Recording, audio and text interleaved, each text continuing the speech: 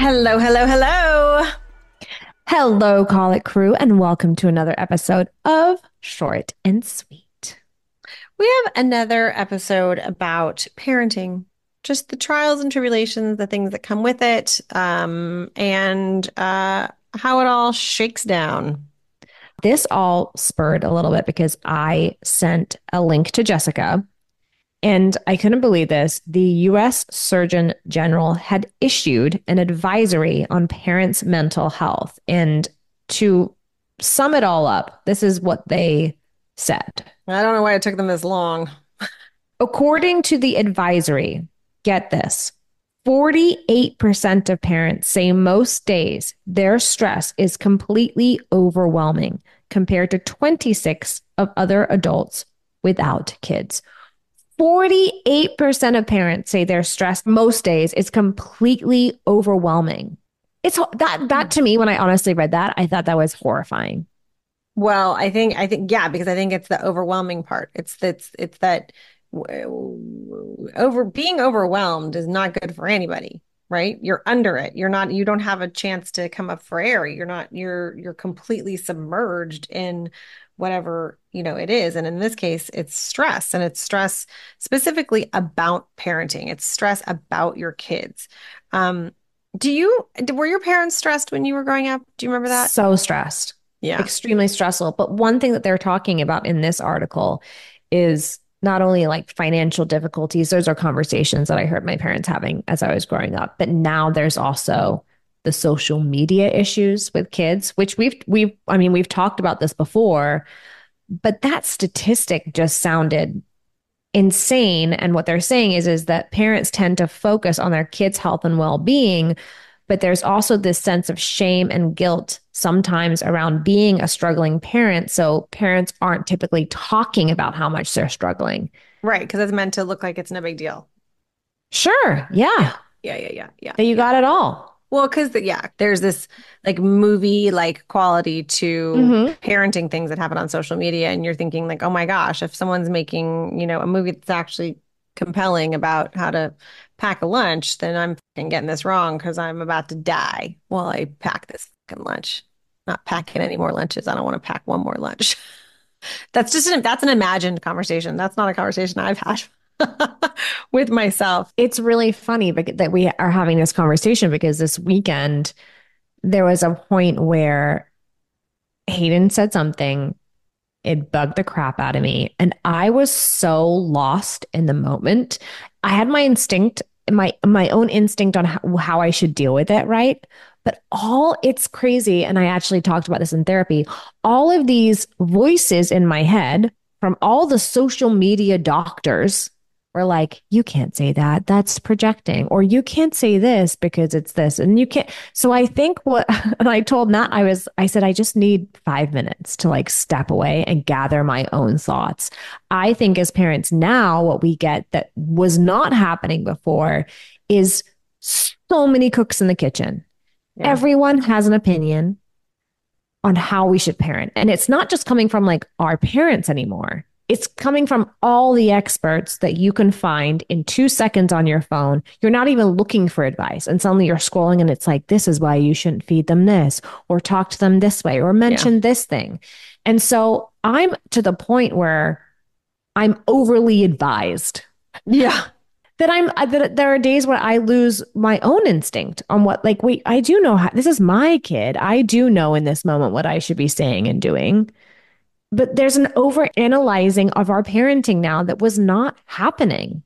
No, I agree. I agree. And there's someone and it's funny because I actually, as someone who goes online and has benefited so greatly from some of the people you're talking about, I've learned so much from, a Brene Brown or a Dr. Becky or like, and not necessarily maybe with my own instance, or they haven't been describing exactly what's going on for me, but it's been them naming the challenge and then, a strategy or a way to think about it. And I felt so helped by that.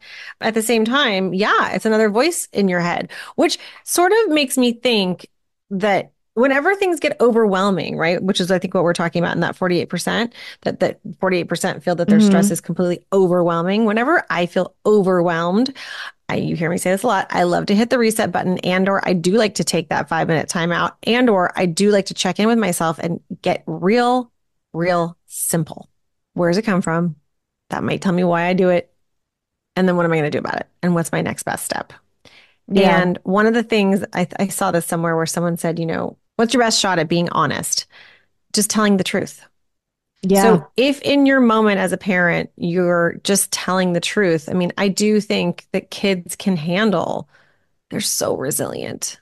And, Hmm. they're half you and they're half, your partner's genetics in a lot of cases, right? So they they will be compassionate towards your perspective and your opinion, and they will understand it on some level because they are partly you. And I think that sometimes when I feel stressed and overwhelmed, I really do have to go like, okay, I'm going to get really simple. And, one of my kids just said something super annoying, and either I need that 5 minutes or in that moment I can say, and I have, that was really annoying. Like I experienced that as really annoying. Yeah. And I mean, obviously they're a little bit older in this case, but like they can say, well, why? Or what do you mean? Or whatever. And I think that when I tell the truth, I'm always happier with the outcome. I do think that there's a little too much there's a little too much educating parents on social media on every element of parenting. Yeah, I yeah. think we can find out, it's like if you sleep train your kid, there's a reason why that's going to be traumatizing later on. And Yeah. now you're feeling guilty about sleep training, right? And if you don't Yeah. sleep train them and they're in your bed, there's going to be a reason that that's terrible. And now you're not helping them in this way, right? So I just feel like a lot of times as a parent, we're being fed so much information. Some of it's contradictory and you're losing sight a little sometimes of being like, wait, this is my household. These are my kids. What do I feel like is best for my particular child? Because by the way, what's good for Hayden isn't good for Lucas. I'm going to communicate differently. And I think that that's on top of financial stress and all the other things that are happening in the world right now. I mean, I did live in a household that had financial stressful situations growing up, and the doors were open for those conversations. And sometimes I wish they were closed, and it was Yeah. overwhelming as a kid. Um, but I guess my question for us, and I don't know the answer to this, but how do we as parents feel less stressed? How can it be a smaller percentage of that, or not feeling this every day? Is it I do think it really helps to have conversations with other parents and be really honest, because when I'm like, or Lucas is doing this and I don't know how to handle it, or I'm feeling so stressed out in this moment, and then another parent says, oh my God, my kid's doing the same thing, or I've been through this too, it helps so much. For sure. I mean, the number one way to feel less stressed and understand your parasympathetic system and everything else is to not be alone. Like even just like saying by the way, this wasn't on an episode of Grey's Anatomy, that when you're super stressed, to stimulate your parasympathetic nervous system, Well, what is it? What do you do? you hug them. That having your whole body hugged Mm, creates a response within your parasympathetic nervous yes. system Okay. that calms you. And so just the fact that you're not alone changes your neurobiology. Are you saying if somebody hugs you, you hug them? Is it like a self, like wrapping your arms around yourself? How did we do it on the show? I'm so interested when we talked about this. We had a character who came on the show and she was this is going back into the like I think I was a guest star. I think she was on the spectrum and she was a doctor and she was having a flip out and they were like hug her and Sandra Oh had to hug her and she like was like, what are you talking about? Why am I hugging this doctor? And she had to hug her in order to Mm, calm her system down. Um, but to get to my point about this, I think that when physically, whether or not it's your partner or your friend, but truly mm. like stimulating their nervous system, their parasympathetic responses by hugging them. And I think that when you're not in the same space as someone that talking about it. I think that, there's a lot of understanding what your own particular brand of decompression or release is, right? Like, what is Mm, that? I mean, I don't know. It's something I've heard people, I don't meditate, but I know so many people whose lives have been changed by meditation. Having moments of peace, going for a walk, having these, open conversations with your partner and like not trying to hide it, not trying to act like, oh, I've got it all figured out, but saying I'm struggling and allowing yourself to get help. I think that piece is so important, Jess. I For think that piece is sure. so important, being able to, I don't think we need to be acting like we have it all together. No. At all. Those people are annoying, by the way. Those people don't have it all together. No, no, they don't. Nobody does. I mean, some Yeah. people have it together better. I get. I mean, whatever. There's a spectrum of everything, but nobody has it completely together. Hello, all we do is watch TVs and film about how you think one thing and then it's completely different beneath the No, surface. no.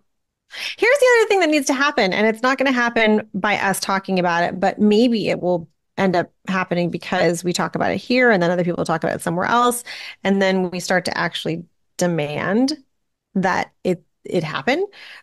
Is that in our country, we do not demand or ask for extended family leave, paid family leave. Um, Hmm. we have a healthcare system that's really struggling and doesn't allow for all the things that might help parenting be a little bit less stressful. I mean, the parents are stressing. These 48% are saying that they're overwhelmed because of the demands on their time, sometimes their children's health, sometimes their children's safety. The parents are feeling alone and lonely because they don't have community because all they're doing is working and then going home to their kids. And then you add in the piece where it's technology and social media, where it's like it used to be that you'd worry about leaving your kids at the playground because, there might be a threat there, a physical threat. But now the threat is everywhere because of technology. I mean, it's in this tiny little phone, but it's like the world, like it's Pandora's box. There's a million things that can hurt Mm, them, and you can't unring a bell. And once you see something, you've seen something, and so you're also really, I think, I mean, I am particularly, I definitely know that I have been stressed that there's something that I'm not gatekeeping, something that I'm not doing yeah. well, that my kids have too much screen time, or they're going to have access, or they're going to find something that's going to make them different because we've all heard the stories of the kids that are made different. Again, I mean, I'm amping myself up here right now, but it's the stress. It is. It's the stress. It's once you get into the world of having teenagers, if you go looking for them, there's enough stories of just, kids that were just completely unwitting and online and thinking that they were, ordering some anti-anxiety medication, and the next thing you know, it's fentanyl, right? And Yeah. we're living in a really, really scary time, and I don't think it gets less scary. I think we get more able to deal with it. But right now, we're living in a moment of crisis, which is why I think that the U.S. Surgeon General is speaking to this because we need help, and we need to be talking about it, and we need to figure out how to help each other, and we need to figure out how to ask for help with it on the regulatory basis with our government, in our communities. I particularly, again, you can laugh at me and my, in the middle of the field with my horse, but actually when we go to school, we have a pretty small community, and I'm really grateful for that. Like there's Hmm. there's people around every corner. Like if your kid, went to a soccer game and acted like an asshole or Yeah. was, hanging out with the wrong situation, or, doing something that was, I mean, again, it's community. It's community, community, community. So wherever that is, if you live in a big city and Hmm. it's in your smaller community, or if it's in your small town, who knows?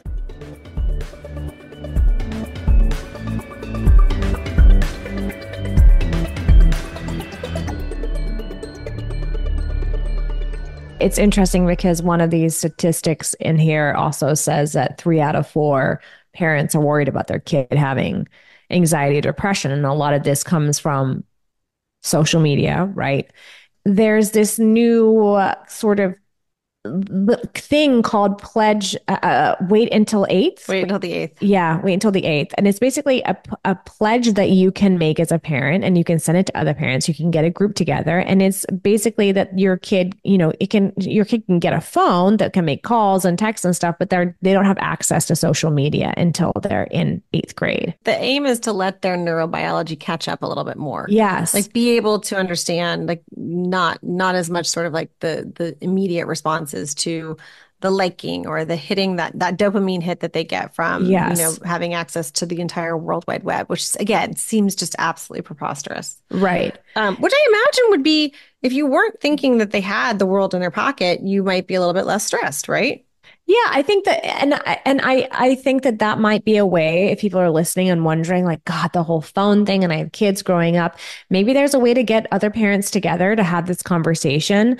And so it's a whole, you can look it up and you can pass it out to other parents and you can sign it, or maybe you create something of your own that feels right for you and your community. But I think there's safety in numbers in this situation. And yeah, it Yeah. actually did make me feel I signed it. Hayden's going to have, a landline until she's 25. But no, I think that those things all help each other. That, group of moms got together and discussed all that and sent it out. And I was totally on board. Another thing that really helps in terms of in terms of the stress is every if you do have a kid that has a smartphone, every smartphone has screen time limits, and you can control when they can be on, when they can be off, when What it does that mean though? What does that look like? If you set a limit on a phone, I'm so curious right now. Does the phone shut off? Like they can't use the internet after a certain amount of time? Ah, interesting. In every smartphone, there is a screen time limits part of it, and you can set time limits on every app that's on the phone. So Mm, if a kid has Pinterest or Snapchat, they can use their maybe they can use their phone all day long, but they can only use Snapchat for 15 minutes, and then it literally just shuts it off. And the screen time limit has gone off, and they can ask you for more time. They can ask the administrator, the parent, for more time. But it's done. It's closed off. could they go into their own phone and change it? Or no, it's No. something that Yeah, yeah. So I do find that it reduces stress. In order to, again, if we're going off of the fact that neither one of us, nor should anyone want to see 48% of parents expressing feeling overwhelmed by stress, there are ways in which you can help yourself. Taking care of yourself is a very, very, very key part of managing stress. Being in connection with other parents and other caregivers and your own family, if they're helping you out with your family, definitely making sure that you are supported by your insurance, and that you have access to mental health care. And then understanding that you're not alone, that mental health yeah. challenges affect everyone. Some of them are, more diagnosed. Some of them are just feelings. None of them are any less valid. So if you are feeling like you need help, then please, please ask for it. I actually feel like this is such a huge topic and it can be really overwhelming, and that can make me feel sad or Hmm. depressed or even more worried or a little anxious. And so what I like to do when I'm feeling all those things is laugh. How about you? Yeah, always. So I'm going to go to our friend Kelly. Let's do it. Let's end on Kelly. Let's end on Kelly because a little laugh at the end of all the fucking things that can go wrong while parenting might be welcome. Kelly wrote in and said, I'm just going to say it. I hate PTA. I hate team moms. I hate parental get togethers. I hate all of it. Now that I got that off my chest, how do I get over the guilt of this? I'm just not that type of parent. It gives me anxiety and stresses me out. I don't have time to be at all these places and pretend I enjoy the mom get togethers. I feel this pressure that I need to be invested in all aspects of being a parent. Together now? Help! Help! This is hard because I do have a group of moms I absolutely adore at my school, and they would make the PTA meetings really fun, but that's because they're my vibe and that I'm just lucky. I Yeah. have also been in situations where I've been with moms that are not my vibe, and those things grind on me. And so I think it's okay. Yeah. I don't think this isn't high school. You don't have to find a clique. The cliques are annoying anyway. I think if you're not vibing with the moms, it's totally fine. Yeah. Absolutely. Again, I'm a parent of four, so I'm at a lot of these things a lot of the times. I would rid yourself, top note, of that guilt. Do not feel Yeah, guilty about no. this. We already have enough on our plate. You don't need to add feeling guilty about any of this.